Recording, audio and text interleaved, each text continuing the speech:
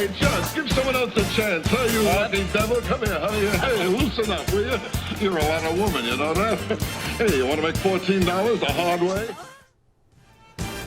Testing 1, 2. Testing 1, 2, 3, 4. Hey guys, welcome to 95.7 The Edge. The radio your mom listens to when she's getting railed by me. All right. So we are... She listens to me while I fucking her. Yeah. I talk to her. She works at Total Wine. She loves my AM radio station.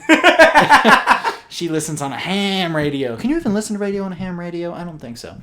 Cheers. Cheers. Happy Sunday, sir. Happy Sunday. Crackin' rum. Crackin' rum. Spiced. Yes, I delicious. don't know what that means. Let's try. I haven't even tried. Let's check it out. All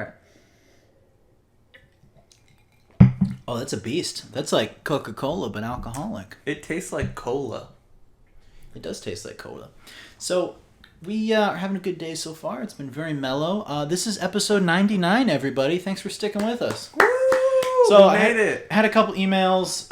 We got the new channel. Thank you guys so much for subscribing and ringing that bell. Appreciate it. But a lot of people are saying, why does it only start with 99 now? Because we've been doing this for quite a while now. But we ran into some... I don't want to call it legal trouble with some of the other episodes, but we did have a few things flagged for alleged misuse of material, things like that. Anyway, a few things got taken down, which were really a big pain in the ass. Shieldstone Studios, screw those guys. I don't even want to say their name on the podcast, but yeah, fuck them. Fuck them. Yeah, we ran into a lot of issues with that. So episodes, I mean, the big issues were 1 through 95. These last ones were more kind of trial runs. But anyway, for the viewers and listeners, this is 99, starting fresh. Eventually, we might release the archival episodes in snippets and kind of like cut around some of the fat as far as the stuff that caused issues. So we might do like a greatest hits collection eventually of some of those early episodes and recordings. So keep an ear out and an eye out for that. But from now, moving forward, thank you guys for checking out the channel and the new lineup of material. We might just do a Taylor Swift where, because we don't have the rights to those episodes necessarily, we will re-record them. Yes. We'll do the updated... Re-record those original episodes. I can listen to them. I have the files. We'll just re-record them. Yes. Verbatim. It'll be -1. Episode -1. Yes. And we'll have voice actors come in and portray us. So that'll be... I'd like Hank Azaria to do my voice. That'd be fun. I'll be myself, like Howard Stern was in his own movie, Private Parts. Oh, yes. If you guys haven't seen that movie, check it out. It's a classic. Howard it's a Stern good one. plays himself. Yes. He loves playing himself. In his own life story. What a great man. Egomaniac. I love him. Love him. I think we said this before, but obviously you can't listen to that podcast anymore, so we'll say it. You don't have access to it. But fucking Shieldstone. But anyway... Howard Stern was really the godfather of podcasting, I think... Podcasting or radio? Well, we'll say radio, but I think that because even XM radio wasn't podcasting. I know, but I think just that... Here, let me rewind.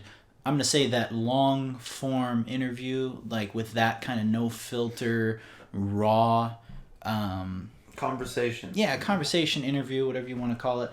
I think he was really the one that started that. I mean, arguably, you could go back to television and do, what was his name? The guy that did all the long-form interviews. Larry King? No. Before Larry, I love Larry King.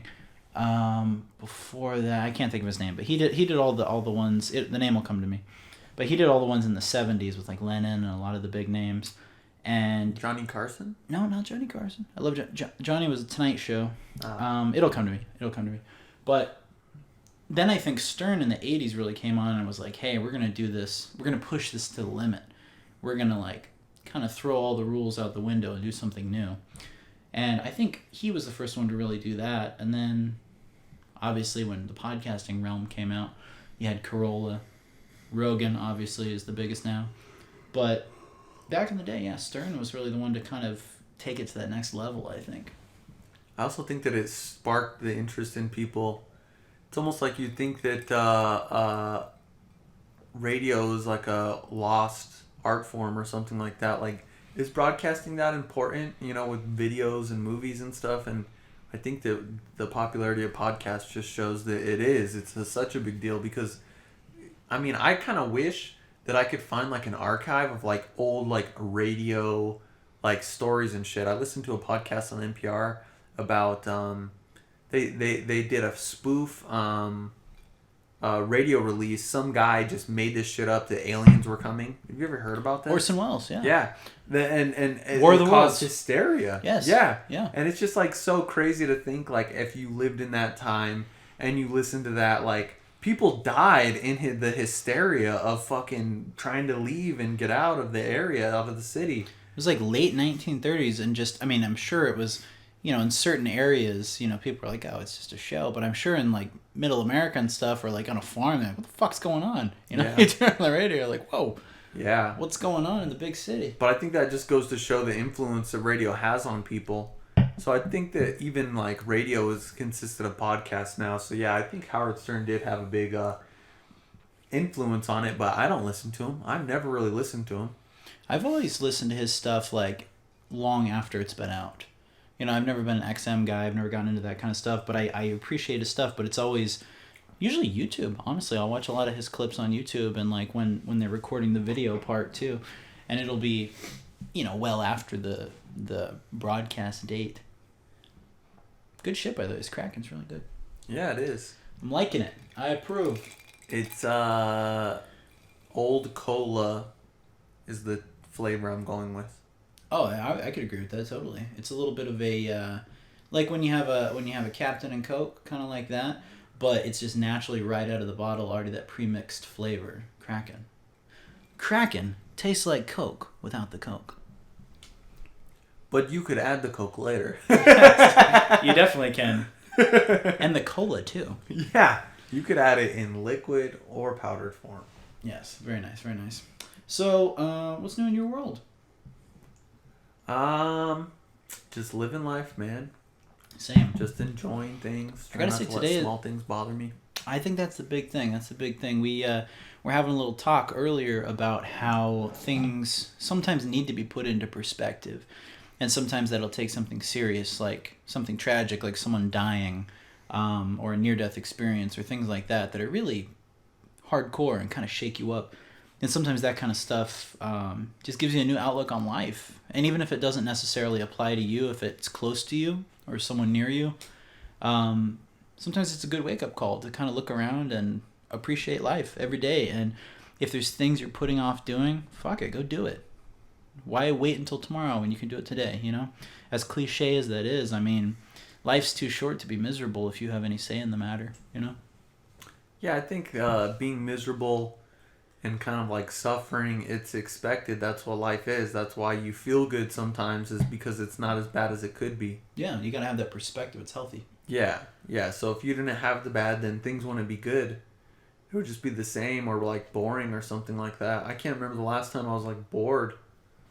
Seriously, especially like now as I get older. I don't know if it's just like, I have some kind of like, I'm just, an outlier, or I have like a stronger mental capacity or something like that. I think it's just like everything interests me, and as long as I focus on something or just try to occupy myself, then time just flies by. So it's just best just to be happy and not sweat the small stuff. Draw or something, listen to music, drink some beers. I'm bored right now. Damn. No, it's true. It's true. You gotta have perspective, and I think going through the shitty day-to-day grind and staying busy with things that you aren't necessarily totally passionate about is important, because it gives you that perspective. So when you do have that time off and you do have the ability to go do whatever it is that you love doing, it feels so much better. It's like a vacation. If you've been working your ass off and you finally get that vacation, you really earn it. God, that's the sweetest vacation in the world, man. Oh, yes. So I think that perspective is healthy. If you don't have that perspective, you're just always on vacation, and suddenly vacation becomes your day-to-day reality. But if you're out and you're working and you're grinding and you're busy and you're staying occupied, then boom, that trip to wherever you're going is going to be so much sweeter. Yeah, a lot of times it's the trip also that is the fun. Absolutely, yeah. I think like sometimes when I'm like watching fucking shows or something with my girlfriend, like I recently watched the series The Boys on Amazon, which is great. If you haven't seen it, check it out. She wants to fucking binge watch it and watch fucking 3 episodes a night. We got to get this out of the way. I'm like, what the fuck for? I want to savor it. Like, I want to think about what happened in the last episode. Yeah. I don't want to just cram it in. Fuck yeah, 4th of July, Stranger Things 3 or whatever the fuck it was. All those people that did it in like the first night. Yeah, like no, that's too much. Out. Okay, yeah, I understand you're a diehard fan. I don't want to consume my media that way. Mm-hmm. I want to think about fucking... How come there's this weird bird outside of my house today? You know, I want to think about other stuff. Like, I keep telling you, it's not a bird. It's a man in a suit. It's a man in a suit with a big nose. Yeah, there's no bird. It's a grasshopper. We're tripping over here, man. Yeah. I'm fucking tripping. It's Jiminy Cricket, I swear. Jiminy fucking Cricket.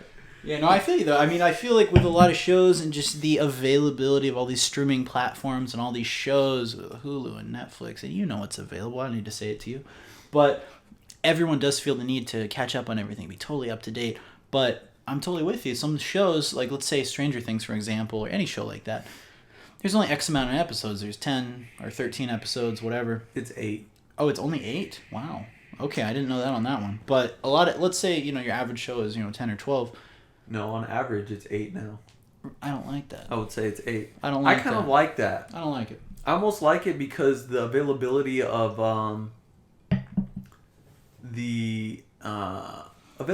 the content is much greater now. Like before, like Friends, and like other shows. How many fucking episodes are in a season? Like Roseanne. 20-something episodes. It's usually like in a season. Once they're established, like usually, like I think season 1 of like Seinfeld's like 10 episodes, and then after that, moving forward, every season's like 24, 25 episodes, and that's like standard for like all those, like Roseanne and Fresh Prince and all those. Yeah, that's just so crazy to think about. And now they get away with hardly fucking telling you anything. I'm 3 seasons in with Stranger Things, and I'm still like, those hour-long episodes. What the fuck? It's like 45 minutes. I mean, Stranger Things was great and everything like that, but I don't want to fucking watch everything in one sitting and then just go to sleep like, well, I have nothing else to look forward to. Yeah. I like that world. I like the idea of being like, oh, well, I have that to look forward to tomorrow, I'm going to finish watching that. Like, and I like when you can, like you said, you can really process it. Like, let's say you have to work the next day or you have something going on. Isn't it cool to watch the first 2 episodes and know that you still have 6 or 8 episodes waiting for you? And then you can really process it and really enjoy it. Like, there's no need to fucking burn through it in 24 hours. Like, which is also reminds me of you were here when we watched one of the Game of Thrones episodes, right? One of the big ones. Yeah. So we had some friends over. Ben came over and we watched this episode. And as we're watching this episode, I think it was the big fight episode. Yeah. So the TV was real dark and we couldn't see anything. But with the beauty of the future and living in 2019. We can pause that shit. Like on HBO before, if you were watching something. Oh, well, you missed it. Booby, you missed a booby. Exactly. Look at tit. Exactly. Tit. Someone's dead. Tit. You missed it. Oh, well, there's no way to go back. Tit. Now you can pause it. And I think that just goes to show that maybe not consuming things so fast is more worth your while. Chew your food. That's a choking hazard. I'm just saying. But your brain is choking on It's overload almost like, material. it's like your brain is choking on content. And it doesn't need to. It may want to. Here's my thing. I started watching, and I know I'm late to the game on this one. It's been out for a while, like a couple years now. But I started watching 11/22/63, the James Franco series, where just to give you the synopsis, he's a time traveler. And he goes back to stop the assassination of John F. Kennedy. And super cool show, man. Like, super good. But that's one of those I've been really pacing myself on. And, like, I think that one's only, like, 8 episodes also. And it's like I watched the first, like, 4. And I'm like, I kind of want to wait. Like, I'm kind of like, I want to savor it. I don't want to plow through it because I know they're not making any more. Like, that's it. It's like a limited series, and that's it. And it's not like there's going to be a second season. Like, that's literally it. So it's kind of like I like the anticipation, the suspense. Yeah, one time I think I was watching... I don't even remember what it was. I want to say Akira. I think it was the movie Akira. It's an anime from like early 80s, late 70s or something like that. I have no idea. So you're into hentai. Yeah, sure. So it's this movie Akira, and I was telling my friend, I'm going to watch it for the first time many, many years ago. Okay. And I remember him saying, I'm jealous of you being able to see that for the first time. Yeah. He missed that. Yeah. Because now he knows and it's over with, and it's not something that he's like, what the fuck? Yeah. What is what? Is that the one that has like the like? I could be totally wrong on this one. I'm not into that world of anime, but is that the one with like the like reddish orange motorcycle and they're like it's like kind of Blade Runner-esque or something like that, or Tron-esque? That's the one. Yep, that's the one. It's really good. Yeah. Well, and I'm kind of drawn to stuff like that because older animation, it's such a beautiful thing. Like, it's so crazy to think that now in 2019, you don't even need to be able to draw to create fucking animated short films or whatever. And kind of how the craft progressed over the years. I mean, think if fucking Disney and all that stuff never picked up. When he started, fucking animated movies weren't even really a thing. Yeah, that's true. And if that didn't get pushed, then maybe it would have been a long time until we really started getting animated movies. Yeah. Basically because people wouldn't want to put the time in and draw each frame, 30 frames per second and shit like that. It's crazy. Like, those guys were really the fathers of invention as far as that format, But I was watching, I had sent Saint Super this video of Todd McFarlane, the creator of Spawn. Didn't watch it. And definitely got to check it out because he actually, in the interview, he has this board in front of him and it's like a screen essentially, like a computer screen that he can draw on. And he talks about how with these digital tools you can make a comic book come to life so much faster, or a series or whatever it may be, anything that's animated, because it still takes the skill of the artist to put that down onto the page, or in this case onto the screen. But they have all these tools to help them fill in these spaces with color and to like add different dimensions to it. And it's not cheating, but it's a tool. It's a tool to, if you need to get more content out faster, and if you have a deadline for like a comic book or a series or anything like that, it's a necessary tool because a human can only work so fast. And that's why those animated movies took such a long time in the past, animated movies and shows. And now it's like, dude, you have these computers. It's like one man has like the power of like 10 or 20, and you can do things like, 10 times as quickly. And it's fantastic. I think those tools are super important for getting stuff out to the public even faster. Great interview, man. You gotta check it out. His whole mindset on everything, fantastic. Yeah, I know that he like made a bunch of like toys and shit like that. That was a big part of it too. And they were talking about how just look it up if you guys are curious about this interview and you want to hear it from the McFarlane's mouth himself. Just look up Todd McFarlane interview. It was, I want to say, like maybe like a half-hour interview, and it was fascinating. It talked all about his rise basically, and how he would spend like 10-12 hours a day just working on his craft and saying one day this is going to pay off, and just his own self-belief, and how eventually when it came the opportunity to make toys, he was like, we can do that. And he got this deal to make toys, and like, hey, can you have it by this date? And he's like, yeah, totally. But he was just talking out his ass. He really didn't know. But one of his rules was always say yes. If you think you can do it, do it. Figure out the legwork later. And just his confidence in his own abilities was just incredible. Like something we could all, learn from. If you think you can do it, say yes. Yes. Wow. Figure out the stuff later. Figure out the fine print later. Yeah. Unless it's something stupid that's going to get you like in over your head and get you in trouble. Yeah, use your brain. Don't do it.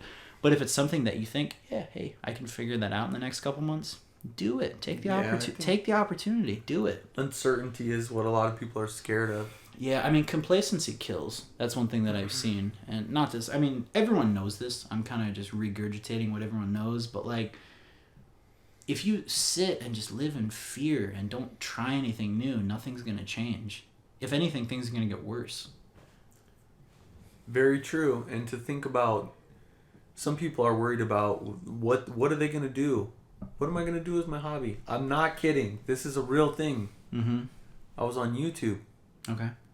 And the algorithm just throws me these weird fucking crazy bones. I don't know. They're like, hey, check this out. Hey, check this out. So I started getting police interrogation videos. Oh, fun. Yeah. Then I have restoration videos. Like vehicles and stuff?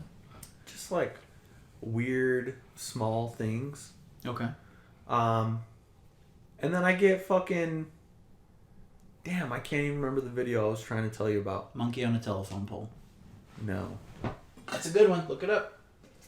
Damn, I cannot think of the name of that fucking video.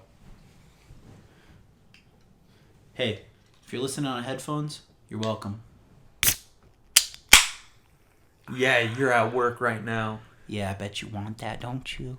Got that Four Peaks. Shout out to Four Peaks. Yeah, lagers. They're not advertisers, but it's okay. Hey, this is just a friendly bone we're throwing their way. Golden Lager, 5.2% alcohol, 12 fluid ounces.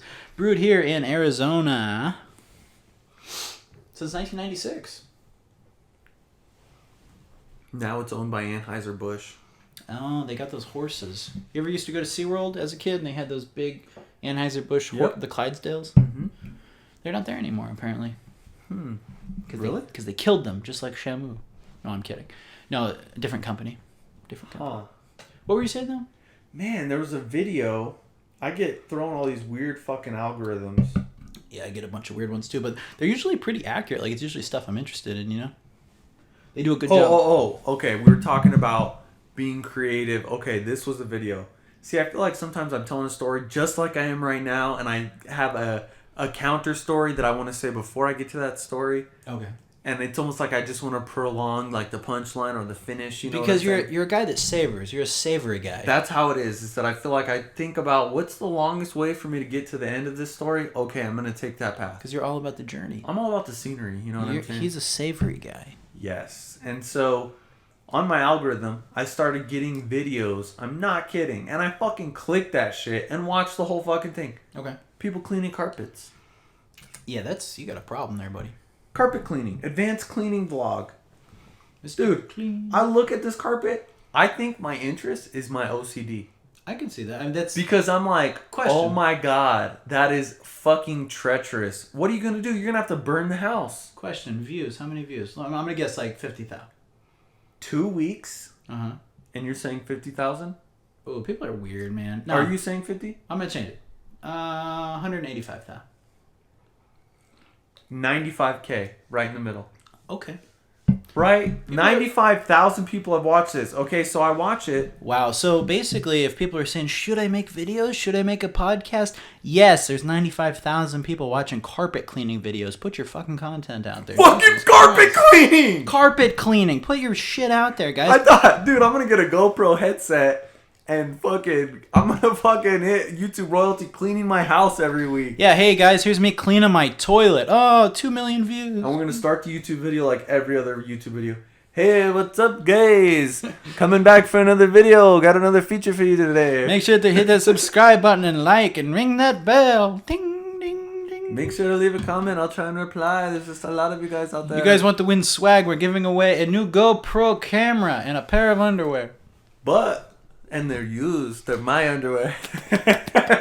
But you have to subscribe to my Instagram. Follow me on Facebook, Twitter. And to my TikTok. and to my boys on Patreon, going private in 20 minutes. Ka-ching, ka-ching. Stupid. That's like Periscope.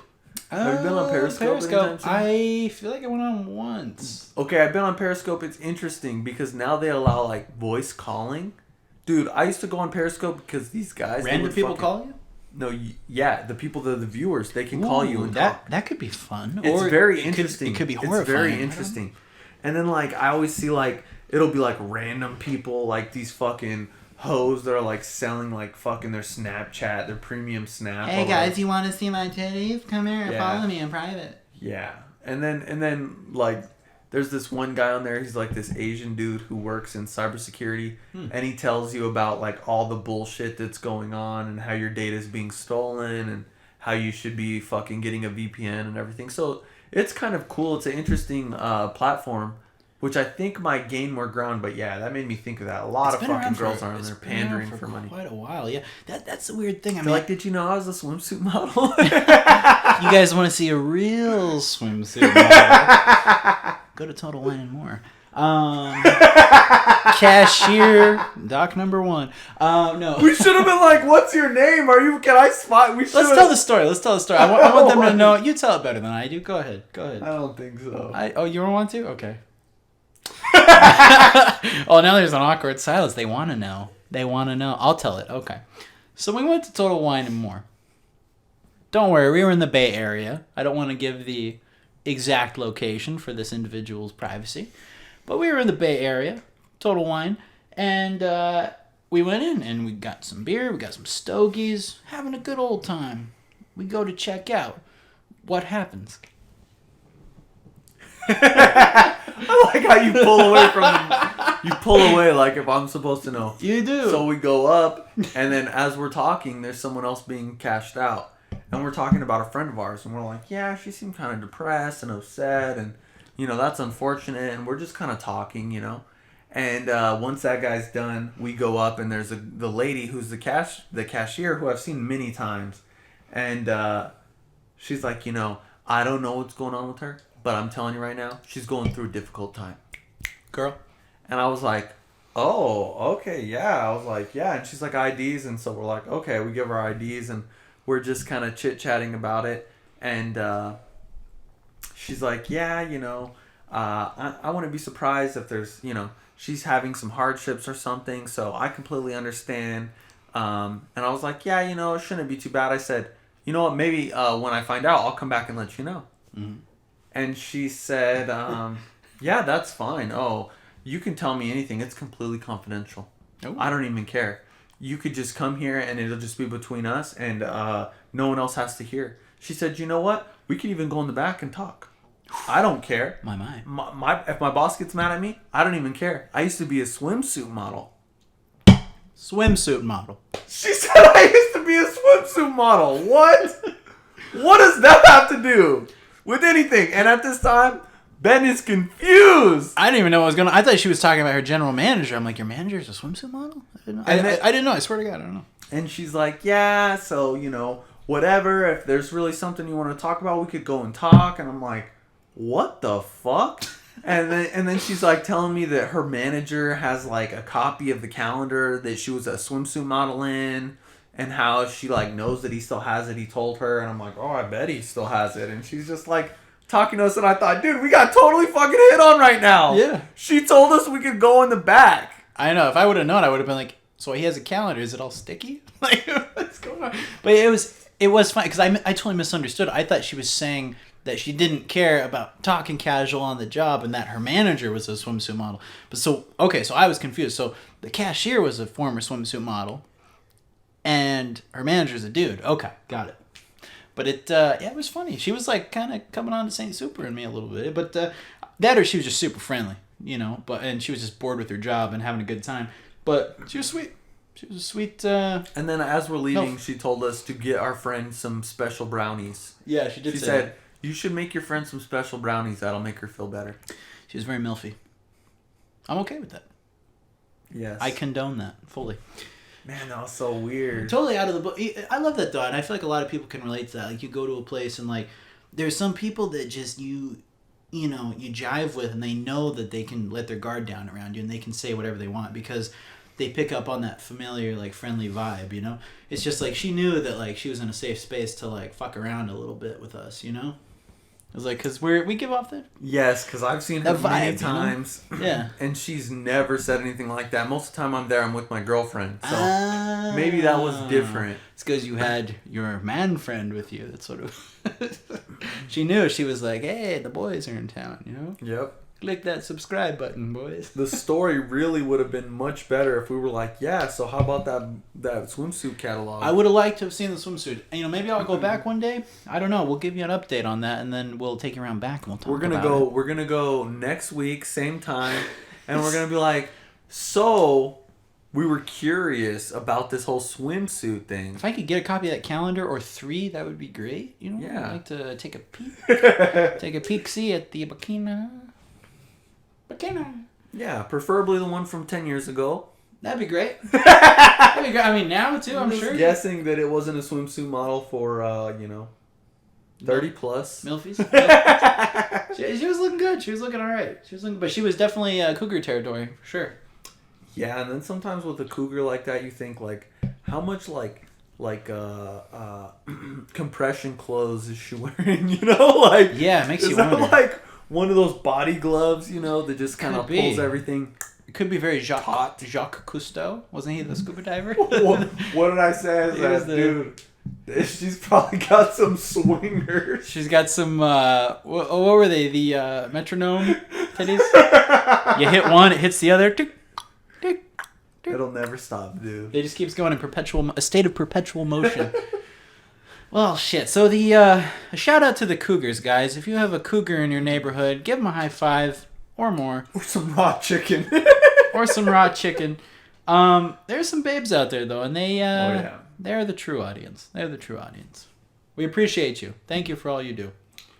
Mrs. Robinson, cuckoo cuckoo. Yes. Man, that was just so weird. It's so crazy, like, the human interactions you have. So weird that like... It's crazy, man. Yeah, the comfort level. And how many times you've been to a store or done something. Like, it's... Every day's different, you know? It's like when your barber wants to fuck you, you know? It's like, you just... No, Enzo, come on, just cut the hair. Cut the hair. Yeah, come on, dude. Yeah, put the pee-pee away. Come on. Yeah.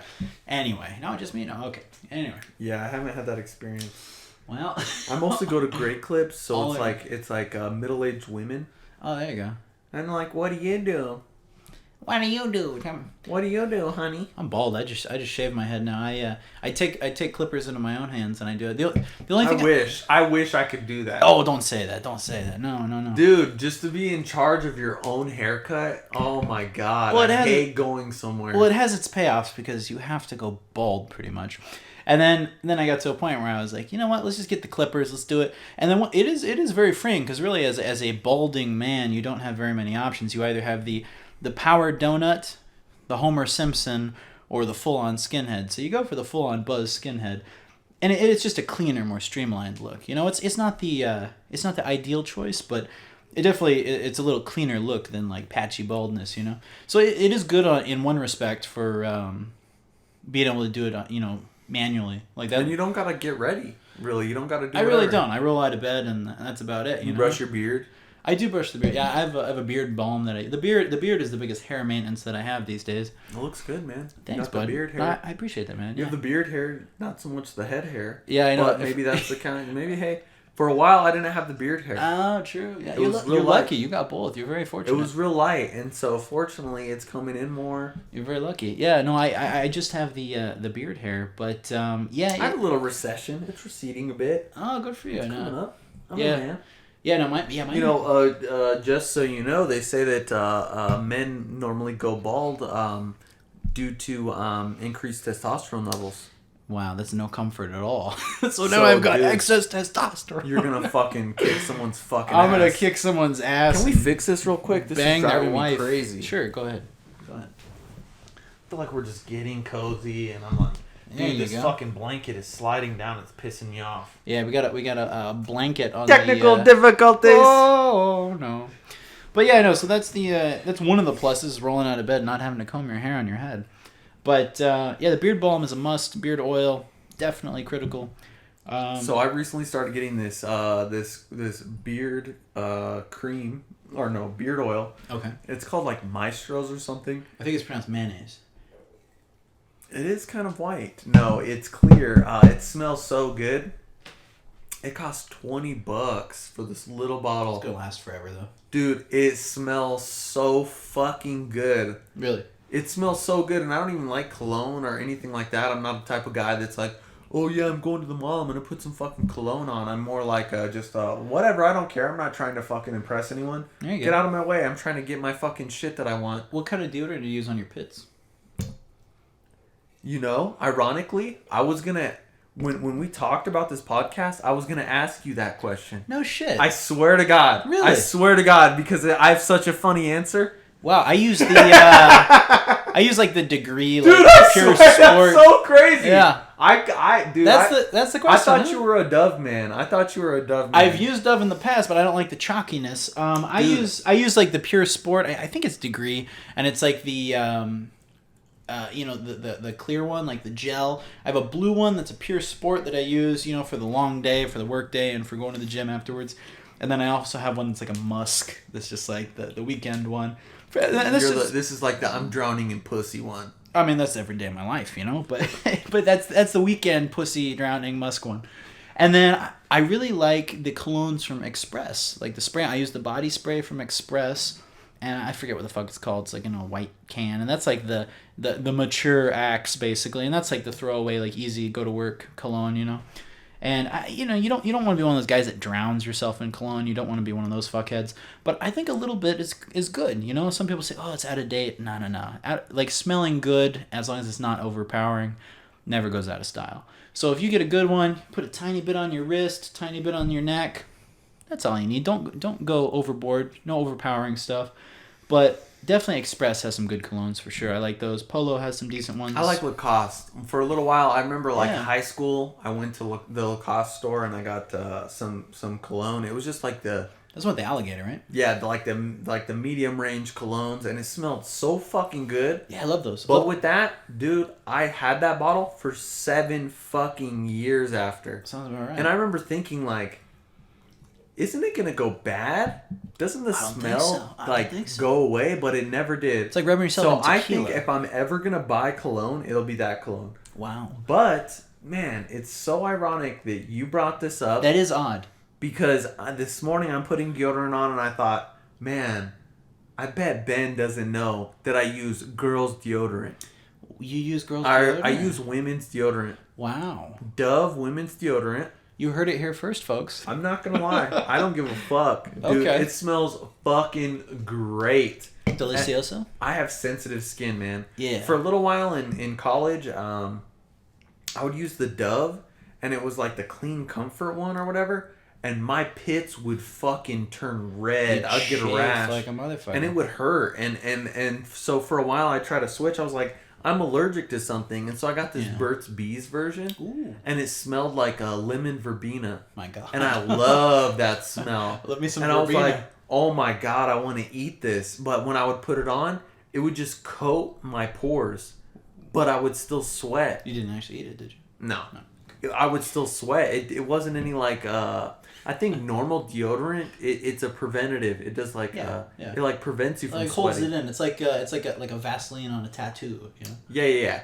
But this stuff, it did not do that. So when I sweat, it just reeked. It reeked. It was terrible. But one day I was out of deodorant and I'm like, I told my girlfriend, I'm like, yo, let me use this. I was like, I'll fucking buy you a new one, like whatever.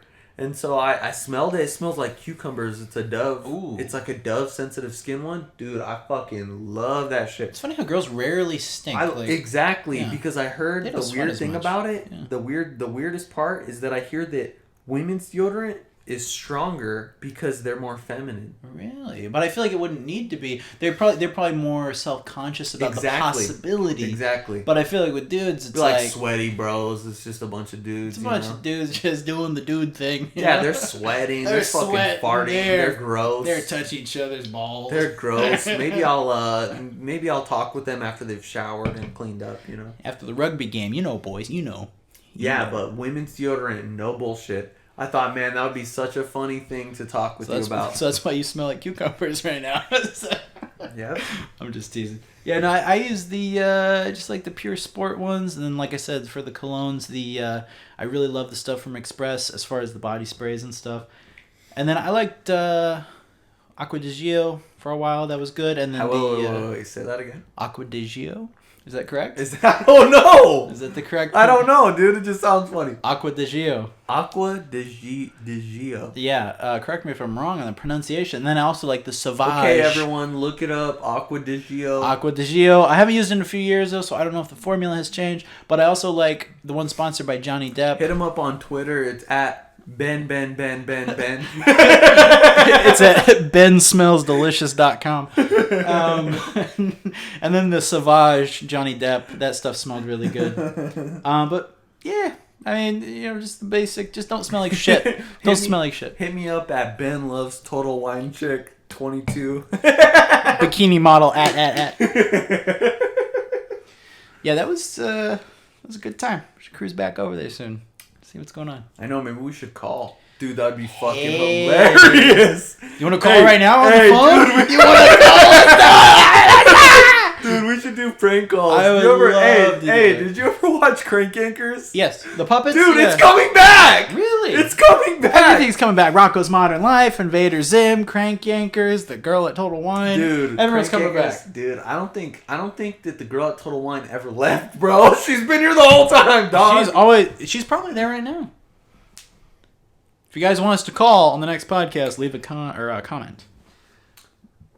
Yes, leave a Just comment. belched. Subscribe.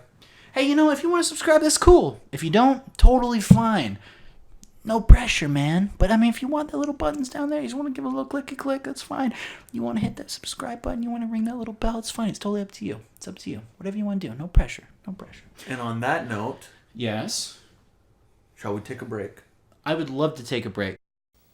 This winter, let Eastern help that urge to follow the sun. Fly Eastern to the sunny Caribbean. Eastern, we're the one to the sun, and a lot more.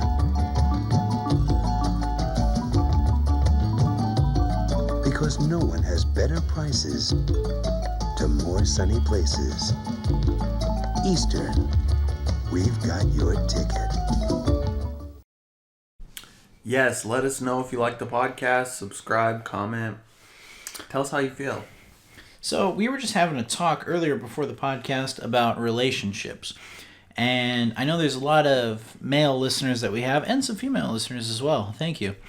But if you're in a relationship where you're feeling it's one-sided or you're not getting what you absolutely need out of the relationship, you got to jump ship, my friend. As painful as it is, I know easier said than done.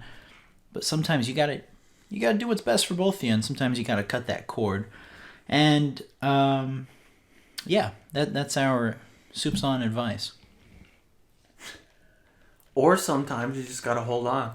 Well, it depends on the situation, Well, obviously there's some rough patches here and there. That stuff happens to everyone. You got to decide what's worth fighting for. Like Billy Joe Armstrong said. You got to decide. It's a direct quote. Yeah, it was, but I probably butchered it. But you got to decide if this is someone you see spending the rest of your life with. This is someone you can't live without. Absolutely, figure it out. Work through the kinks. But if it's someone that you just annoy the hell out of each other constantly, and you're not seeing eye to eye, and it drags on, you gotta. And everything's a fight. You gotta jump ship sometimes. You gotta think what's best for you and for the other person. We usually don't talk about relationships too much on Soups On, but sometimes when the soup is boiling, you gotta. I was gonna say that's when the soup is super hot. you gotta find a hotter soup that fits your palate a little better. You gotta add some crackers to that soup. You gotta cool that shit down. Put some ice cubes. I'm just saying, if you got a hot broccoli cheddar, but tortilla soup is more to your liking, maybe it's time to find a cool tortilla soup. Dude, I had some chicken corn chowder soup from Salad and Go. Shout out to Salad and Go. It was delicious. Was it good? Yes, it was. Hey, can we pause real quick? I'm getting a call. Absolutely. We're gonna pause real quick for a call. We'll be right back. Well, the number's 555-905. Wait a minute, that's my old number. That is so weird how your mind just goes blank. For God's sakes, just give me the damn number! Some jerk making your life miserable? You want revenge? Call 555-0187. Let us do your dirty work. Go, Ghostbusters at 555-0199. Dial 555-2401. No, wait, it's a trick. 323-555-6439. Hey, Steven, just checking in. Give me a ring. I'm at 555-4329. All right, thank you for listening to Soups On with Ben and Friends. We're Hey. back from a quick cell phone intermission. Sometimes you get a call from someone who may be important to you. Someone who maybe you don't even know. A grandma, a mom, a friend, a lover. You may be expecting a call. It could be debt collectors. Sometimes you just gotta answer that shit. But most of the time, don't. If you don't know that number, if it's not in your contact list, fuck them. Seriously, I don't answer most calls. I get so Like, many. out of the percentage of calls, how many do you actually answer? Out of 100% of calls, what would you say? 7%. I would say mine's even less. I would say 3. Wow. You know what? If it's important enough, leave me a voicemail. The 3 is that if they're on my contact list, okay, I'll answer that. If my mom, my dad, somebody I know calls, I will totally answer. But if not, if it's just some random motherfucker, Yeah. dude, I kept getting these calls. What time? What time of day?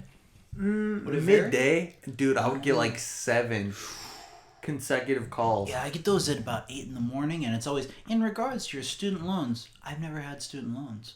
No, mine is this is the Social Security office. We're calling you because your Social Security number has been compromised. Bullshit. Please press 1 to be contacted with a customer service representative. To give all your private information to some fucker. So a few times I pressed 1 and I'm talking to them and they're like, "Hello, sir.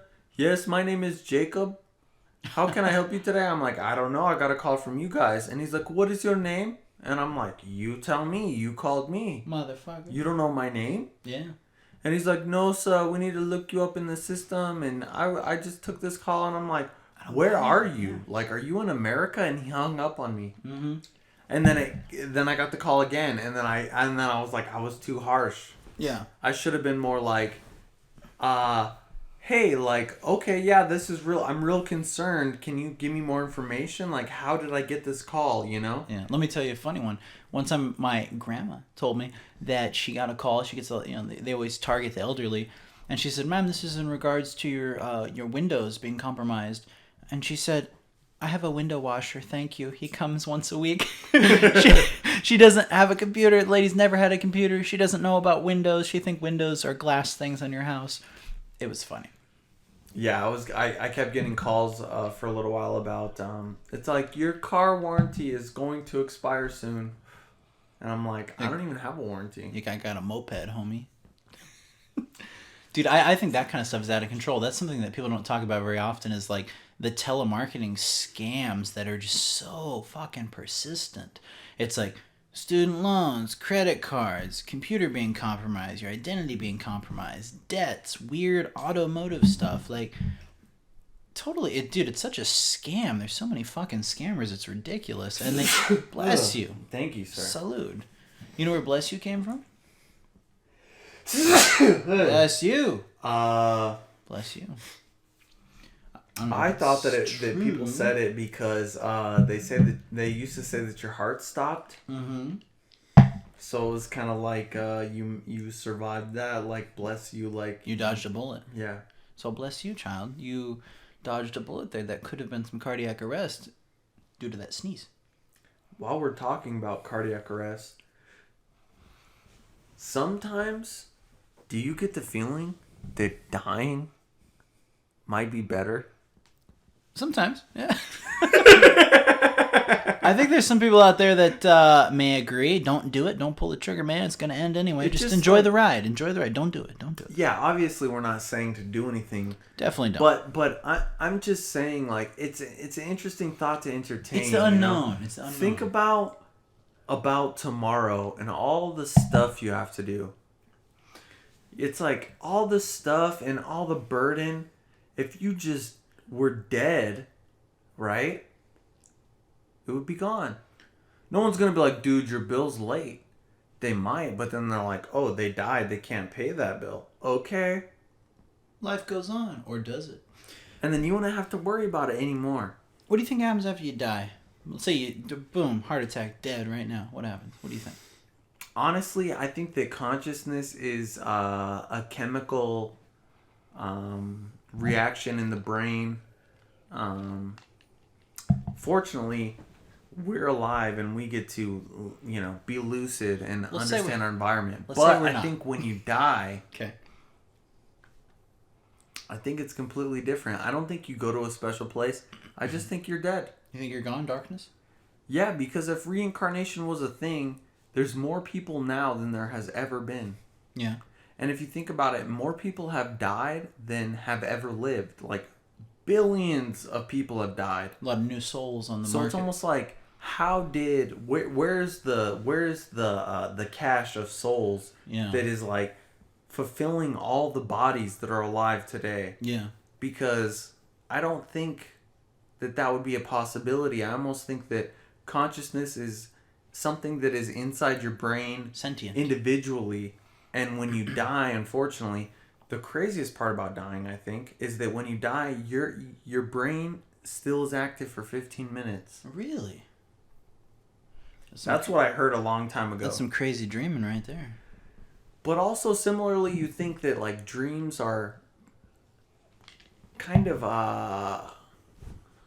like, I don't know, like, almost like macabre or something. Like, it's a weird... Dreams are weird. Like, Dreams are right? super weird, man. They're super weird, and it feels like a lifetime went by in the short amount of time that has passed. Like, especially when I hit snooze in the morning, and I fall back asleep for a couple minutes, because my snooze is about 8 or 9 minutes. Yeah. Shout out to iPhone. Mine's like 3, and it's like irritating. Really? It's very aggressive. Yeah. Yeah, that's rough. And you have these deep, intricate dreams that are separate from whatever you were, interacting with, or from my understanding, like stuff that I don't even remember a lot of the dreams that I have. But sometimes when I hit snooze and I wake up, I'm like, what the fuck just happened? And in reality, only 9 minutes has passed. So I think 15 minutes of your brain being active after you die would be like a lifetime. Possibly. Have you ever watched a movie called Waking Life? Never. What's it about? I'm going to give it to you. Tell me. And I want you to watch it when you go home. Oh, I'm not going don't to tell me a you. thing. Don't tell me a thing. Give me like the genre. Dreams. Dreams? Okay. It's about dreams. Okay. And the coolest part about it is that every scene, frame by frame, was illustrated by an artist. I like that. So it's illustrated on top. Have you ever seen a movie called A Scanner Darkly? Yes. Keanu. Yeah. It's the same premise, but in this movie, I think it's the same director.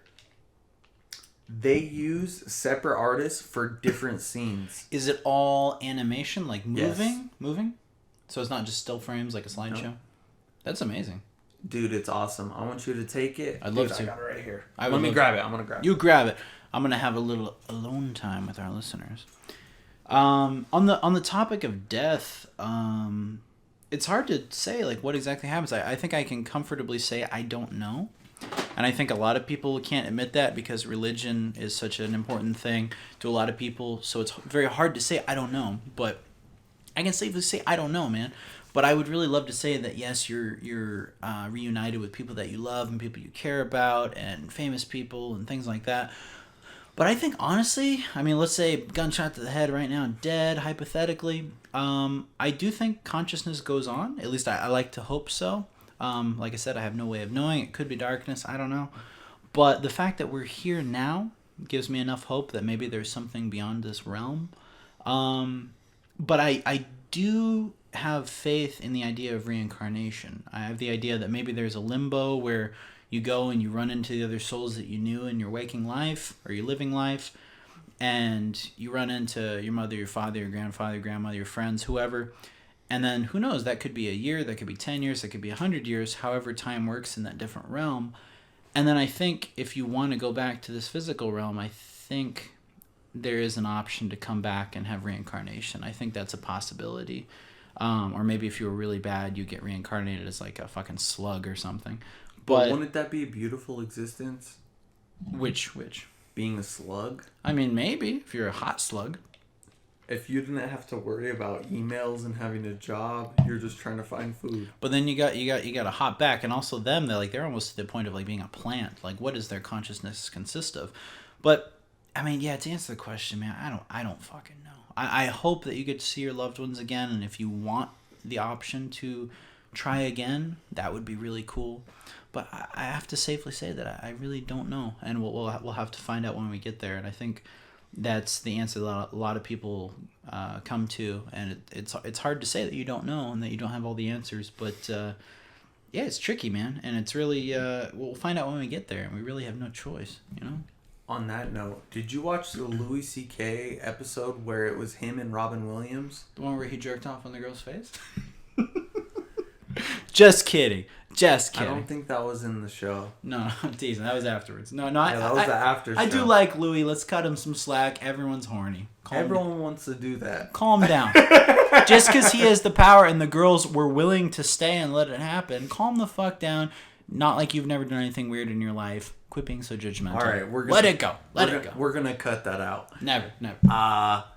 But in one of the episodes, it was Louis with Robin Williams, and they went to someone's funeral. And Robin said to Louis, he said, "If I die, will you come to mine?" And he said, yeah. He said, if I die, then Louis said, if I die, will you come to mine? He said, yeah. So in this moment, if I die, you come to my services? I mean, I got a lot going on. What else you got going on, dude? All right. I suppose I could come and I was gonna maybe say, have an appetizer. It would be like a nice thing. Like, think about that moment. Like, I went to a service recently, and like, you think about what that person would think about that moment. Oh, I'd be so disappointed. I'd be like, these fucking bitches. Like, think about this. What if you're not religious, but your family somewhat is, so they feel like the service needs to be held at a church or something. There's a point to it. And you go, and they talk about God and the Lord and all this stuff. Like, yeah. What would you... Like, that's not you. You know? Yeah. Like, I think if I die, like, I don't even think I would want to have, like, a service at a church. A lot of times you don't have a say in it because nobody's planning on dying. So after it happens, I think it's up to the people around you, and it's always this kind of formal gathering, kind of what they think it should be. It's very stuffy. Somebody died. Everything sucks. And it's like this sad, morose, like, depressed. I mean, obviously someone died. It's like a depressing gathering and then a celebration of life, and life goes on. And everyone, hey, the sun rises another day. It's never going to happen to us. But guess what? The curtains are going to fucking close eventually for all of us. So I think what's going to happen is eventually you're going to start seeing with our generation of these people who love the attention and love breaking social norms. You're going to have a lot of people doing these like party funerals. But I think a lot of it's going to be half-assed. And a lot of it will be kind of forced. And... you're gonna have a lot of people being like, it's a party and I'm dead and we're having a great time. And sorry guys, we just took a picture while I was talking, so I was a little distracted. I was a little distracted. But anyway, long story short, you're gonna have all these people that are like, you're gonna die. You know, people are gonna be like, yo, I want to party, and people are gonna do it, guaranteed 100%.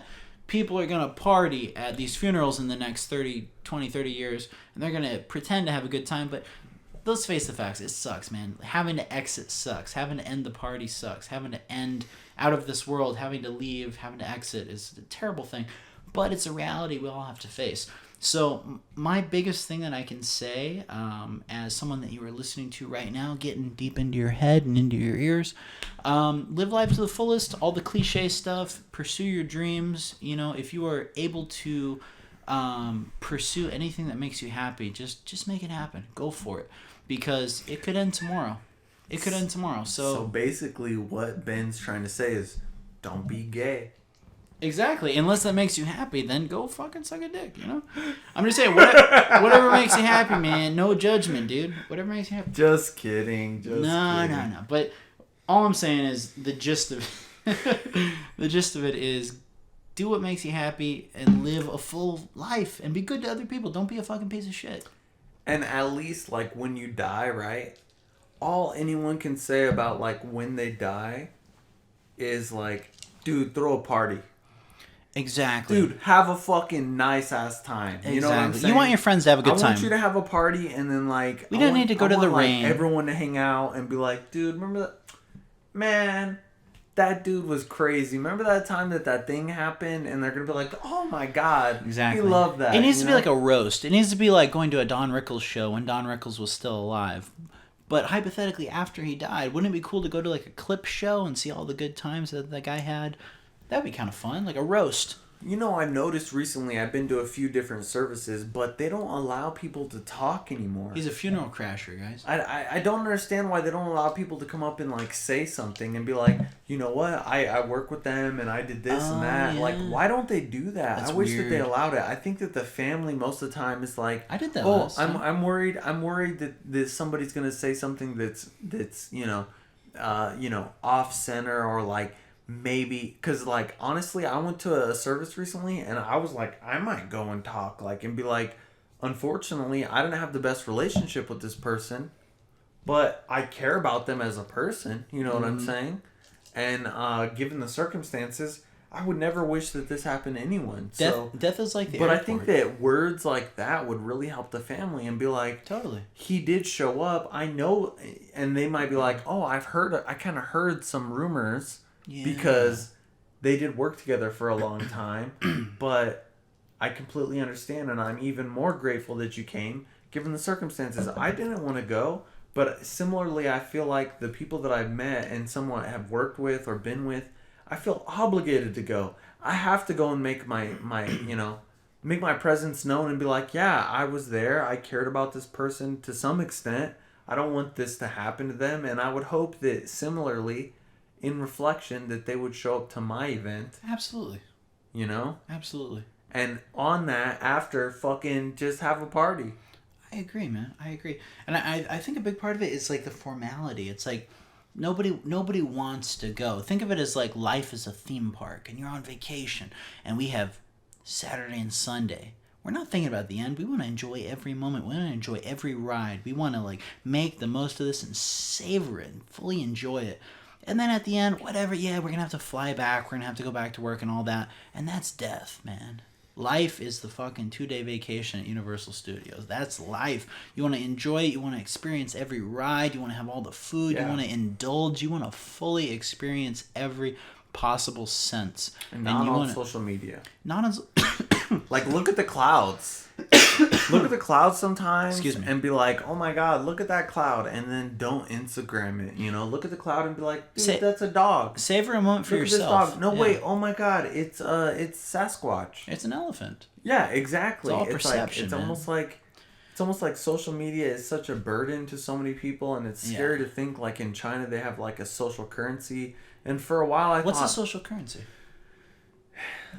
For a while I thought social currency was a good idea. It's basically the idea that you have a certain standing, almost like, say it's on Facebook, but it's government implemented. Ooh. So it's basically like, oh, you're a driver, you cut me off, I downgrade you. You only get 2-star rating. So like we have interactions, say you work at Uber and we're in a car, yes, you not only would get ratings on the site, you would get social ratings too. So if the driver said this person's a real fucking asshole and gave him 1 star, it goes beyond that platform. That would hit their main social media currency, and everyone would see them as a 3-star person. So something that would normally be on one platform like Uber or Lyft or whatever would be on Facebook, Instagram, Twitter. Kind of, yeah. It would be more like, say if like the government implemented that like everyone needed to have an Instagram or something like that, you know? Yeah. So that there was some type of online footprint holding of people each accountable. person. Yeah, basically. Yeah. And then you could rate that person. Yeah, it's crazy to think. There's a crazy Black Mirror episode about it, which is absolutely frightening. I need to get into that. To be honest, I've watched a few episodes, but I've never gotten into it like fan status. Honestly, if you haven't gotten... Alright, I'm telling everyone. Oh, nice little head on that. Yeah. Woo. That ice cold, it's always nice to have a little... Shout out to Four Peaks Golden Lager, 5.2%, 12 fluid ounces. Yes, they're an Arizona company. Right now they got a fucking... Check them out. They got a fucking brewery in Tempe. Go check them out. They're fucking great. The girls there, just saying, not too shabby. Yes. And the guys brewing, good for them, man. They got strong forearms. Good for them. Yeah, plus they make a great fucking product. Swell, gents. Swell. I'm sorry, continue your story, my man. Don't remember. You were talking about the thing? With the thing? Dude. Oh, we lost our momentum there. Oh, no. Dude, that's the best part. I honestly don't remember what we were talking about. Can I tell you something? I don't know if I said this earlier. I said this to you in private, but talking about the whole life and death thing, obviously the religious stuff, I mean, that's up to you as a person. You gotta figure out what works for you.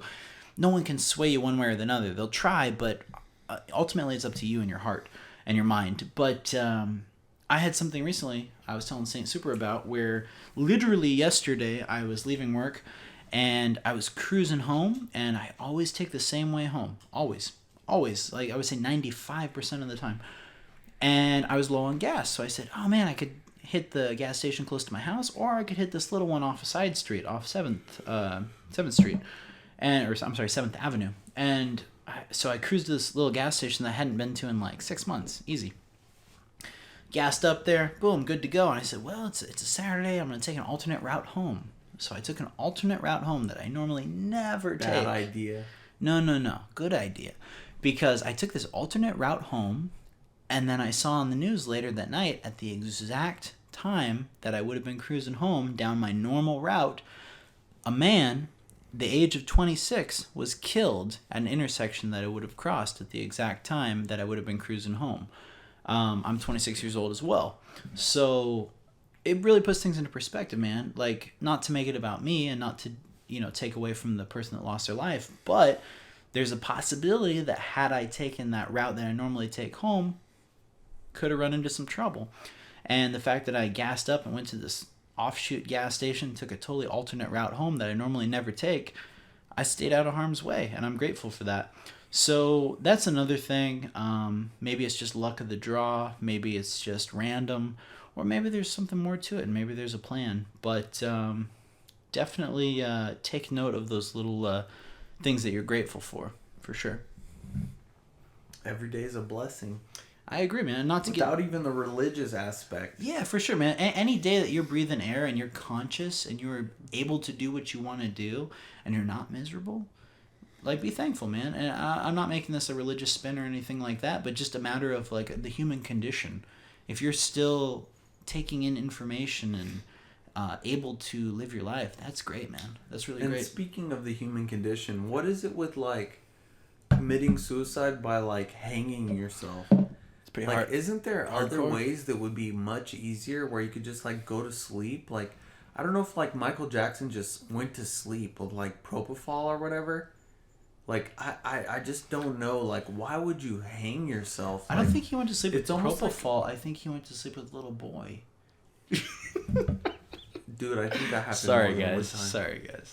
Anyway, continue, sir. It's called Neverland, right? So it never happened. Hey, man, what happens in Neverland stays in Neverland. Dude, exactly. You're always a little boy in Neverland. This got dark real fast. I'm sorry, continue your story, guys. Neverland. I wonder what the sensitivity of the mic would be. I don't know. We should have hey, you guys want to have an ASMR whisper podcast? How about I go into your right ear and let me rub your earlobe, and then we fuck. Let me bite your nipple. Sorry, guys. Thanks for putting up with our fucking banter here. I'm sorry, continue. We're just having a good time. Oh, we're having a great time. I'm loving this lager right here, man. It's really good. Yeah, this beer's great. We're having a good Sunday. It's a great day. I'm not sure what day this podcast is going to come out. We're hoping for the 7th of 9th. Normally we aim for at least, we like to bank the podcasts. The 10th, 11th of the 1st. We release them from time to time, but I love it in October or this January. Speaking of, Sober October's coming. Are you interested? I did it last year, and I gotta be honest, man, it was very beneficial. But I started right at the end of September, like September 27th or 28th, something like that. So I started a little early, and then I did the full Sober October up until the weekend of Halloween. And that's smart. Yeah, so I did essentially 29, 30 days, something like that. In adjacent Sober October. Yeah, it was a kind of staggered Sober October. And then I went out with a couple buddies of mine, and we started pre-gaming really hard. One of my buddies got a really good bottle of whiskey. It was Proper 12, Conor McGregor's Irish Proper whiskey. 12. Hey, the fucking Proper 12. Fucking them in the fucking hey, by orders of the fucking Peaky Blinders. The fucking Proper 12 and the fucking shit. The fucking Conor McGregor. Anyway, so the fucking Conor McGregor fucking... I got the fucking shit and I fucking slammed it. And I fucking kicked his ass. And I kicked his fucking Floyd Mayweather, fucking Nate Diaz, fucking motherfucker. fucking fuck. Anyway. So we're going to edit that out. Never. No, we keep the fucking shit. Don't be a fucking cunt. So anyway, we drank the whiskey. And I was dressed like an 80s rock star. Like I tend to be. And I got really hammered with a couple of my buddies, very, very close friends. We were all dressed up. My buddy James was dressed up as Marty McFly from Back to the Future. I was dressed up as an 80s rocker. Let's call him Axl Rose. And then my buddy Alan was dressed up as Luke Skywalker from Star Wars. So a bunch of fucking lady killers right there, So we went out and we were already fucking hammered when we left. And then we went out to a couple bars, and then I just got blackout drunk because I hadn't drank anything in a month. So my sober October phase had ended, and then I got totally turned and just a total 180, and I just fucking was out of my head, man. I was so drunk. And I don't remember the rest of the night. I remember the first, like, hour and a half, and then I remember getting in an argument with a waitress, like, thinking she didn't give me change. I don't know if she gave me change. I don't know. And then I remember I actually don't remember after that. It was just a blur. And then the next day they were like, hey, man, you were the worst we've ever seen you. And I'm like, yeah, sober October, man. You don't want to go too hard coming out of that state of sobriety because I think your system is so cleansed during that time, which I think is really good. And I think you guys should do, especially if you drink a lot or do a lot of drugs or anything like that. I think you should definitely, taper off if you need to, but cleanse your system for sure. It's very important. Like, it's very good for you. Like, be healthy, live a long life, do all that good stuff. Challenge. It's a great challenge, but also it's really good for you, man. The liver can heal very quickly. So definitely check it out, but be careful coming back after the 1 month mark because your body is a little bit more sensitive to it. So if you go balls to the wall like you did, 2 months earlier, you're going to get fucked up really fast. So learn from my mistake on that one and don't be a dumbass and don't embarrass yourself going to the bar because it'll hit you like a ton of bricks. And I definitely know this time around, I think I might do possibly a sober September instead of a sober October because everyone does sober October. And in October, there's a bunch of good Oktoberfests. So I think I might do a sober September instead, or at least a semi-sober September. We'll see. We'll see what the dates bring. Monetarily speaking, I think you might save a few bucks if you didn't go to the beer fest in October. Hey, I have never been to a beer fest. Dude, they have a nice one. It's around Valentine's Day downtown. No shit. Or I'm not gonna say the location. Downtown San Francisco, you're saying, huh? Boy, I love how San Francisco's immediately Arkansas. Town hall. We're going down to the fucking San Francisco here. We're gonna have ourselves a little beer. We're gonna have ourselves a good time in the fucking gay fish market wagon. We're gonna have the gay wagon in the fish market. Anyway, so San Francisco, or wherever. Yeah, sober October. What are you thinking on sober October? I think I'm gonna do it. I don't really care about the beer fest or whatever. Last year I went to a comedy festival in October and I made a cheat day. So I got fucking smashed. Did that turn into a cheat weekend? Let's be honest. No, a cheat day. Okay. And I remember being smashed and I came home and I drank until I fucking crashed out. Wow. But so I did a few extra days after October, of course, which wasn't so bad.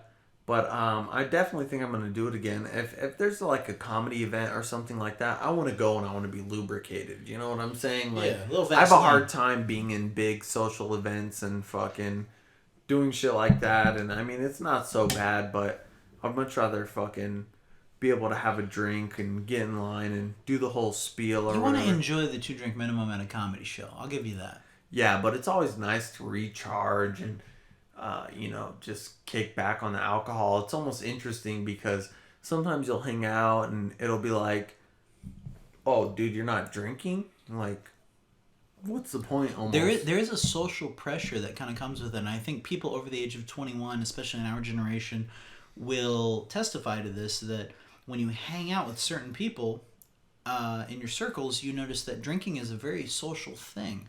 And no matter whether you're a casual drinker or someone who drinks a lot or someone that doesn't drink at all, you'll notice that it's there. Like, it's definitely a thing that's present in our culture. And especially in the U.S., and I was assuming the U.K. and Spain and places like that, like, people fucking drink. Like, people slam them back, All the time, yeah. I don't know, drinking's cool and all. And that's the scary part, is that I'm pretty proficient with drinking. I could drink fucking... It's like the Italian job. I could drink 12 beers and be fine the next day. The problem is when I mix it with alcohol, like straight liquor, like vodka and stuff like that. Yeah. And like particularly whiskey. If I have a lot of whiskey I get crazy and I get whiskey. smashed. Yeah, I get crazy. Dude, listen to this. I've been listening to this audiobook. It's called Why We Sleep. I'm not sure who the author is. Okay. Check it out. It's fucking awesome. Honestly. Why We Sleep? Why We Sleep. Okay. And honestly, the fucking the guy that reads the audiobook, I could fall asleep to this shit. And it even addresses that, and it's like, and if you fall asleep to this, it's okay, because sleep is the most important thing. Dude, I never knew how fucking important sleep is. When you drink, you don't sleep as good as you would if you hadn't drank, because you're like you said, your liver is trying to recover. Mm-hmm. So it's almost like it's nice to give your body a break from drinking. So a lot of times throughout the week, sometimes I'll have a glass of wine or, a couple beers or something like that. But I make it a point not to drink every night. Yeah, a bag of Coke. Yeah. Yeah, just do a little bit of Coke instead. And just teasing, just do a fucking bump. Stay up late, just go to work straight up. It's all good. Just don't sleep, just show up. Yeah, it's all good. You'll be fine. But I think that it's nice to give your body a break, and it's just kind of weird socially speaking. Yeah, it sucks. I mean, and if you do a full-out Sober October, because last year when I did Sober October, I smoked cigars. Ooh. And I don't think that's a Sober October, because I think of tobacco as a drug. I think it definitely is a cheat. Exactly. And don't get me wrong, man, I love a good cigar. We smoked cigars literally 2 times on this podcast already, and you guys didn't even notice. Yes. I like a good cigar. It's nice just to kick back and, just puff something and just have fun. I mean, it's critical, man. And I think I'm not saying try it if you haven't, but if you're the kind of person that knows that you enjoy that kind of release and enjoys checking out a good cigar and indulging, I mean, that's kind of the thing with Saint Super and I. Like, going back to enjoying TV shows and enjoying moments of life and savoring things, I think cigars are a savory experience. If you find a good one, you find one that you like, that's what I like about them. I do not smoke cigarettes. I'm not a big fan at all, but I love cigars. And the ironic thing, I think, is that they're very similar, but they're different enough in the fact that cigars are like an experience, and like you can drag it out and you can really make it last for like half an hour or more, depending on the cigar. And cigarettes, you don't get that. It's like a quick instant gratification type thing as far as nicotine and whatever, pacifying that urge. But cigars, man, that's an experience, dude. It's like listening to a fucking long form podcast. It's different than listening to a song. Yeah. Yeah, I definitely think that tobacco is an interesting, substance. I feel like I have a fascination with it. Like, honestly, like, randomly, I'll be like, if I'm drunk, I'll be like, I'll smoke a fucking cigarette. I don't care. Like, I think that's how cigarettes got started. My mom smoked cigarettes for so long. She smokes like at least a pack a day. Like, this woman has smoked cigarettes for so long. My dad, is she used okay? to smoke. Yeah. Has she had health complications? No. My dad, I'll be honest, like, he wouldn't want me talking about this, but I'll tell you guys, be careful with cigarettes, man, because he had some serious health issues. He had some serious stuff. Heart issues, lung issues, had a stroke. You gotta be very careful with cigarettes, man. Cigarettes are very dangerous. But, on the contrary, he's okay. Don't worry, he's okay. But, on the contrary, cigars, as long as you space it out and you're not doing them constantly, if you do, like, them here and there, a couple a month. Yeah, I mean, yeah. Like, maybe like once a week. Yeah, and even then, I mean, like, dole it out based on your life and your needs and your desires. But, I would say a dozen cigars a year is totally fine. You know? I'm not a fucking doctor, clearly. It's probably not great for you, but as opposed to doing a pack a week of cigarettes, I would say a dozen cigars a year is probably the better bet. Let's be real, Arnold Schwarzenegger smokes cigars, Stallone smokes cigars, but cigars are the better bet between the two for sure. But that's all I have to say about that. Stay away from cigarettes, though. That's not a good thing to get into. Yeah, but honestly, if I'm fucking drunk, I'll be like, fuck it, I'll take a cigarette. No, I feel you there. It's almost like I just have a fascination with it. Like, it gives me a little buzz or something. It's interesting. That's why I consider it a drug. So this year, anything that makes you feel a little I'm not planning better. on doing any cheat days. I'm just going to go for the straight Sober October, because I'll, like, hang out with people and stuff. And, like, I don't even smoke weed or anything. And, like, it's just, like, hangout time, Yeah. No, that makes sense, definitely. And I understand that when you're really buzzing off alcohol, everything else seems a little more enticing. Like the girls seem a little prettier. Like that. Even the gross ones. Don't go for it. Don't let them tease you, man. What's the percent? What's the point? Only go for of how much they go up. Only go for the normally hotties. she'd be like a 7, but since I've been drinking, she's like an 8. That's where the term beer goggles comes from. So be vigilant of that, gentlemen and ladies. Be vigilant. Be vigilant. When I went to Tolleson, high school, there was during lunch for some reason there's food. Police officer. It's weird. Yeah, there was food everywhere. It's fucking freaky. There was a cop there, and he had fucking beer goggles, and they were literal glasses that I put on, and they were so fucked up. And he's like, "Yeah, try and walk a straight line with those on." And I had been drunk before. Oh shit. And I was like, "This is not the sensation you feel." And he's it like, was literally like cross-eyed glasses. And he's like, unzip my pants. See what happens. We were outside in the main hall. It's all good. There was nothing suggestive about it, but I put on these glasses and I tried to walk a straight line. I was like, nope. But honestly, I could probably walk a pretty straight line when I'm pretty drunk. I'll walk the line. Have you watched Walking Hard? No, but I love the movie. The one with what's his name? Not William H. Macy. Step Brothers. Yeah, but I said, have you watched? And you said no, but I've seen the movie. That's the movie. What are you talking about? Walking Hard. The movie. Oh, have I walked hard? Have you watched it? Yes. That's what I'm saying. You're like, no, but I've seen the movie. I'm like, have you watched Walking I'm getting ahead Hard? of myself. God damn it. Yeah, no, I have. And I liked it a lot. Bro, you don't walk hard, bro? I walk hard all the time. My feet are sore as Then what the fuck's the problem? No, I've seen the movie and I loved it. I loved Walk the Line and Walk Hard. I loved them both. Walk Hard is hilarious. I agree. It was so absurd. It was absurdist humor at its best. Yeah, the first time I saw it, I was like, eh. But then after I watched it a few times, yeah. It took some time to grow on you, huh? Kind of like Napoleon Dynamite.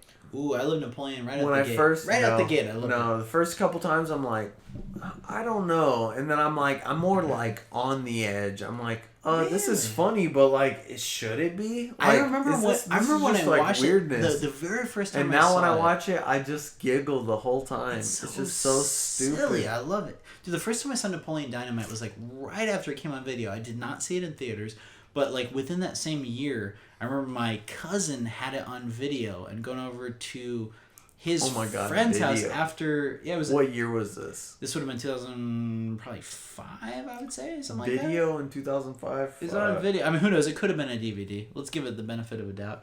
But I don't know, whatever format it was on. I went home. I say DVD. I went over to my cousin's house and we went to his next door friend's house and we watched it at his place. And I remember cracking up and I'm like, what is this? I'm like, I've never seen a movie like this. It's so stupid.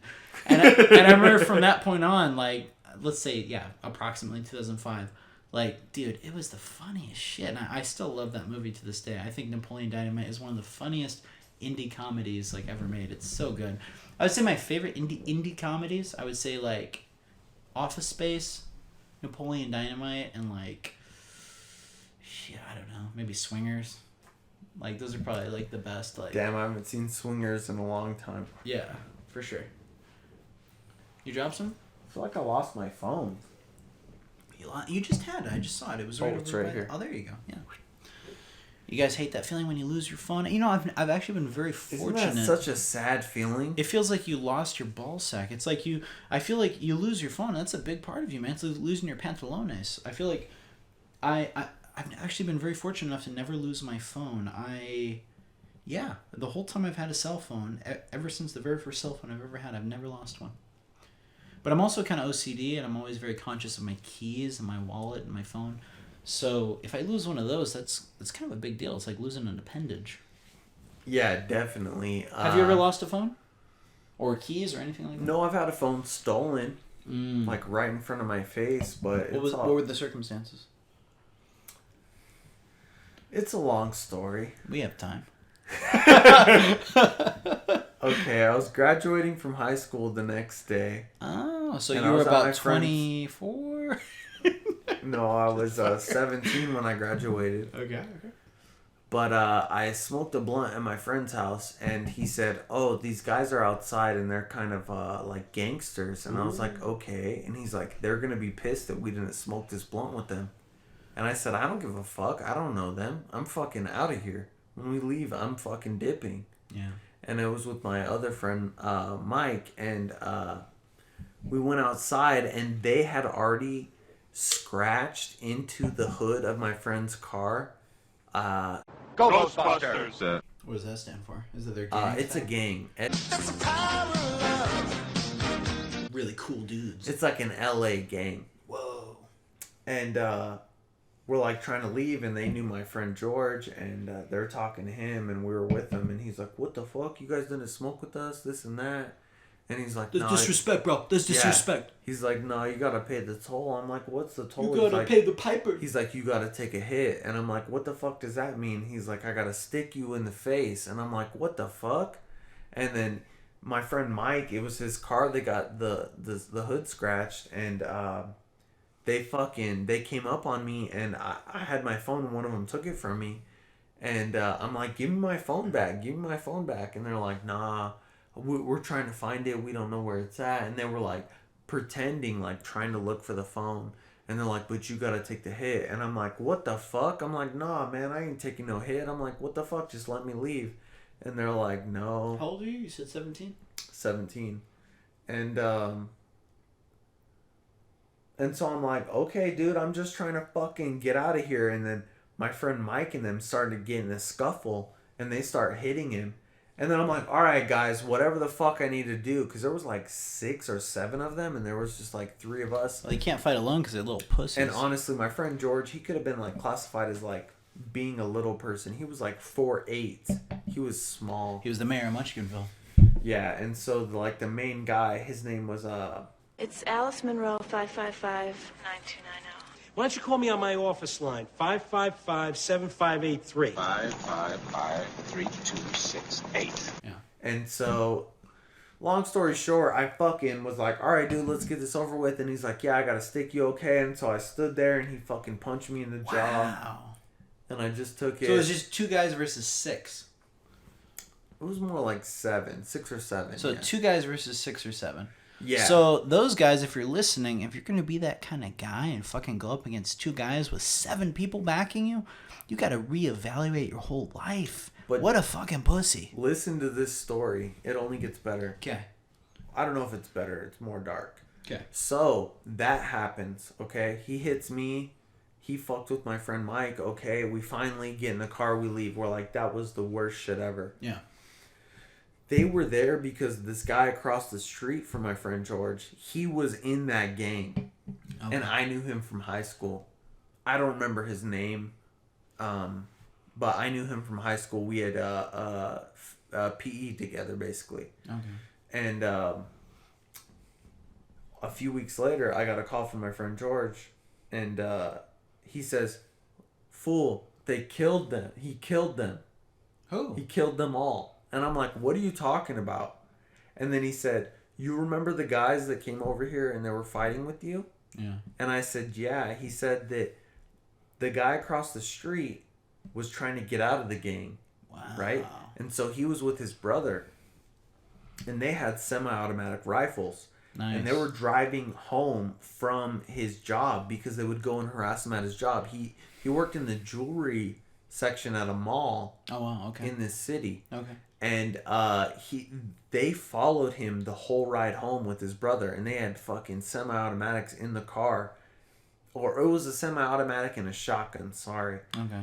And so he had the shotgun, and his brother had the semi-automatic, and they got out of their car, and they stood their ground on their house, and those guys got out, and they said, "You better use that shit," and they fucking shot them. Wow. The guy 555 first, and he shot him in the head, and then his brother just sprayed the car. Wow. So the guy that you had an altercation with was the one that was the killer, or vice versa? The one that I had the altercation with was 8 or 9 million. Who was like the head of the gang, or the little group right there. Mm-hmm. And he came out of the car first, and he got shot in the head. And he died? He died. So the guy that punched you died? Yeah. Wow. Okay. Yeah, and I guess they were like running down the street, and he shot him. He shot them in the street. It was fucking crazy. But his brother went to jail, and I'll never forget like hearing about it. I guess they blocked off the street for like 3 days and investigated it because there was just bodies everywhere. How many people died? I don't think everyone died, but there was like I think like 4 or 5 people got hit, and one of them was a woman and her daughter. Jesus Christ. Her daughter got a bullet in the head, and she was blind after. Oh my God. Yeah, she was in the car with them when they went and did that, and he sprayed the car. That's why that guy got. He went to prison for manslaughter. Yeah. Dude, okay, so just to interject, fucking terrible stuff. Yeah. Guys, if you're in a gang, it's not worth fucking hurting innocent people to fucking prove a point. We get it, you're tough, you're cool. Do what matters, get the pussy, get the drugs, have a good time, but don't fucking hurt people who aren't involved in your fucking bullshit, okay? Like that kind of stuff, do not hurt innocent people just to fucking stroke your own ego. That's disgusting, alright? Fuck that shit.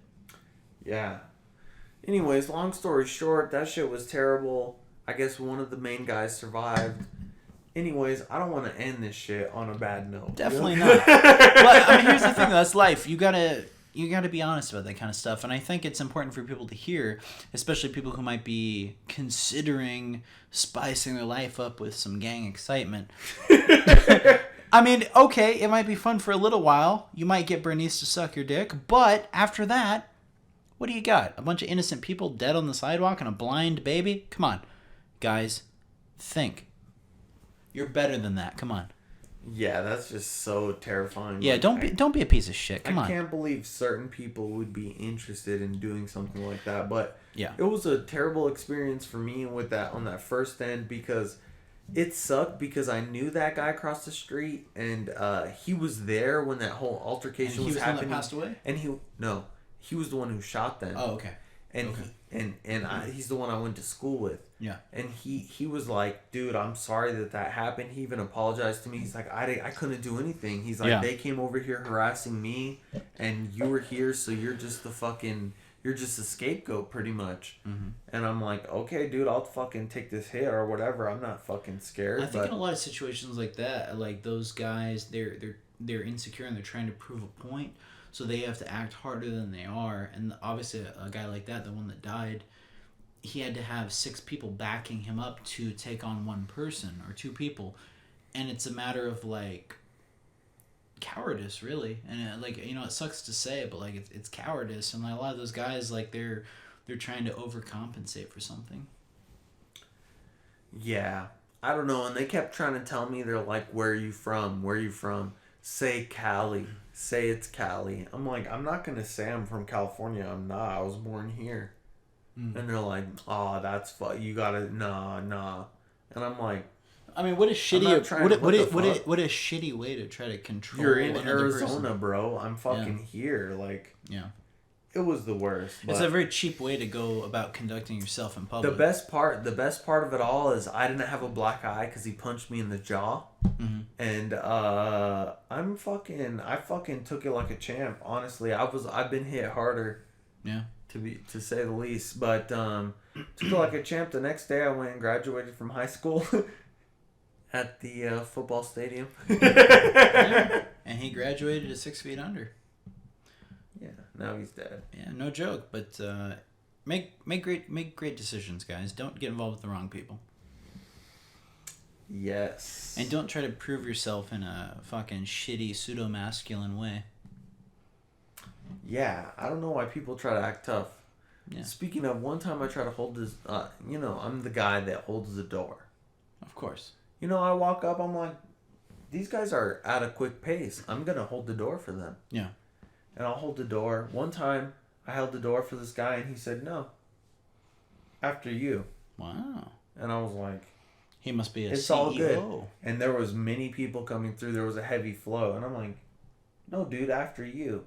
Yeah. And he's like, nah, fuck that. And I was wow. like, okay. What a psychopath. And his friend walked past him, and he's like, what the fuck? And I just walked in, and I was like, whatever. And I just got my shit, and he saw me at the register. And he's like, hey, fool, where you from? This and that. I'm like, what the fuck? Like, he thought that we connected somehow because I was like, what a weirdo. Dude, you don't want me to hold the door for you? Okay. Some people are just fucking weird. Some people are odd. They take the politeness of society and like the proper, what do you call it? The cultural norms. Whatever it is. I'm coming in. Chivalry. Not even necessarily, because I think politeness, chivalry chivalry is towards women. Right? Yeah. But I think politeness overall is yeah. that, like, you'll hold the door. You're already going in. You see someone coming at a pretty serious pace. They're going to be right behind you. Yeah. Hold the door a bit, or at least open it all the way. Yeah. And then hold it till you can't anymore, and then let go. Here's my thing. You go to any business, a lot of those doors, you know, those big skyscrapers and stuff and businesses, they close rather quickly, and there's usually a lot of people going through them. So the polite thing to do, if you have the opportunity to hold it open longer for multiple people, that's polite. It doesn't matter if you're a man or a woman. It's a polite thing to do. So if you're going to be a shithead about that, go fuck yourself. Yeah, seriously. Literally, go fuck yourself. He tried to be buddy with me at the register. But it's not a shameful where thing. You from? No, dude. I'm Sack not of shit. I don't want to be your friend, bro. Fuck him. What the fuck? I was like, whatever. I don't like him. And honestly, if that's your mentality, buddy, think of it as an elevator door opening and closing. It's going to close no matter what. But if there's someone in there and they can hit the little button and keep it open for you while you're trying to get to another floor, that's polite. Go in, nod your head, say thanks. That's it. You don't need to suck their dick. You don't need to be weird about it. But it's common courtesy. And that's something that we need for all people. And if you're going to be weird about that, you're a fucking psychopath, dude. Yes. And even if it is weird, just play along. Dude, someone held the door open for you. I don't care if you're a man or a woman. I don't care who you are. I don't care where you are. If they had a good intention, don't be a piece of shit. Don't stir the pot. Just nod your head, smile, say thanks if you're feeling extra generous, and go on with your day, man. Like, why stir up controversy because it's a guy holding a door open for another guy? You're being polite, dude. There's no need to stir up controversy for no reason. Yeah, I couldn't believe that happened. It's all good. I'm not worried about shit like that. Fortunately, I'm not a small person. So I feel like some people most of the time are like somewhat intimidated by me. Well, you and are. I got that a lot. People, you're jacked. You're jacked. People are like, dude, you're intimidating. I'm like, okay, it's just because I'm tall, you know? It's not like I did anything in particular. It's he just weighs like, 500 pounds of pure muscle. Yeah, I'm like larger, so it's like, I don't know if people take that the wrong way. I've heard of like small man syndrome. Have you heard of that? I have. It's where you're a little smaller than the average height and you have a chip on your shoulder, like you're a little more aggressive. Like you get a big truck and you put some big nuts. Yeah. In the back. Trying to compensate. Yeah. I got a neighbor like that. He's a tiny guy. Real big truck. Real big boat. He needs a stool to get into his truck. Yeah, I mean he's a shorter fellow, and nothing against short guys. There's a lot of great short guys out there. Nobody can control the hand that they're dealt, you know.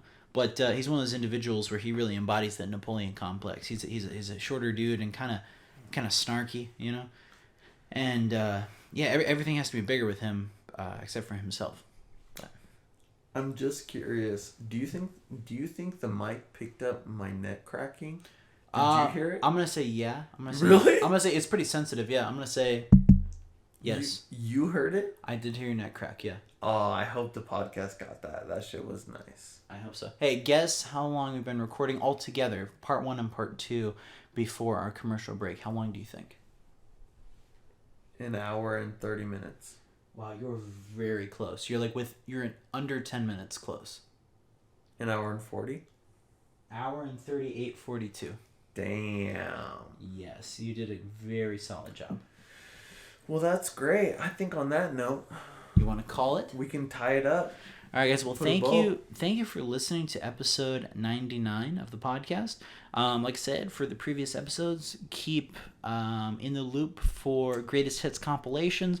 Legally, we got to be careful what we release, but definitely keep your eye out for some. Let us know if you're interested. If you really are interested in some previous content, we can make it happen. The beginning, yeah. I mean, we could figure something out. Honestly, we could release like a certain amount of time or something like that. I would say 1 through 95. We could realistically 1 through 45. I would say we could do a lot of that stuff.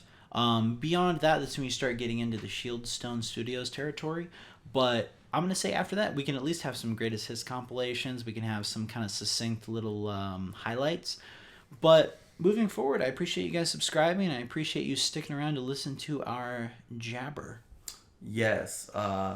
Subscribe on YouTube. Find us on fucking podcasts, on Apple, on Android. Patreon. We're not necessarily on the Apple store interface right now. Not yet. But we're definitely aiming for that. So yes. Like us, subscribe, get on the Patreon, and yeah, if there's anything you guys want us to talk about, yes, thank you. Yeah, if you guys have anything you want to talk about in the future, feel free to comment. We always keep it a free speech forum, and I appreciate you guys sticking around until the very end.